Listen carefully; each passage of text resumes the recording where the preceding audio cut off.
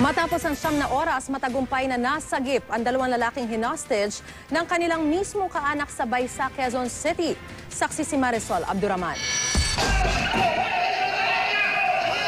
Pwersahang pinasok ng mga otoridad ang kwartong ito sa Baysa, Quezon City at sa wakas, nailabas ang suspect at kanyang mga biktima.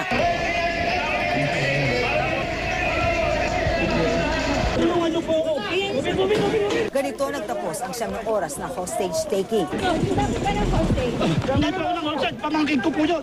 Tinulungan po nila ako. Payarin po ng bahay. Ginagawa sa inyo? Ba't ganun? Hindi man humarap sa kamera, itinanggi ang aligasyon ng suspect ng may-ari ng bahay na nagpakilala lang na Felix nung kausap ko. Itulak na yung pinto. Kasi talaga nananakit yun, nasusugatan na yung natin, yung nasa loob, mga hostage natin. So ngayon, wala tayong choice kundi masakin yung pinto. Nakuha naman natin, kaya lang medyo mabuti kami yung salamin, hindi nabasag. Pilit niyang binabasag yung salamin, tatalo siya sa 3rd floor.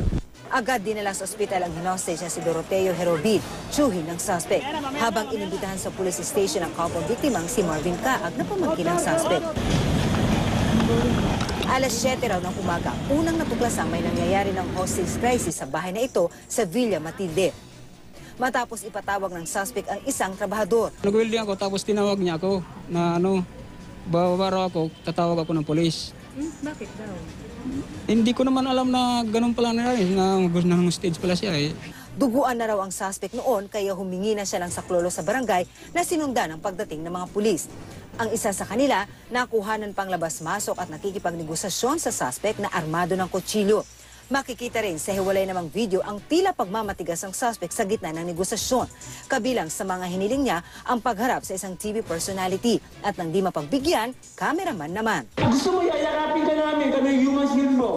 Nakatutok yung kutsilyo doon sa pinsan niya. Yun namang hostage niya ay pinsan din niya at Chuhen. Medyo natatakot siya sa ng mga pulis.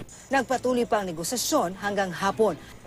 Hanggang sabihin na raw ng suspect na susuko lang siya sa tsuhin niya at 2 kapatid na dumating naman alas 4 ng hapon. Susuko naman daw siya. Natatakot lang sa pulis.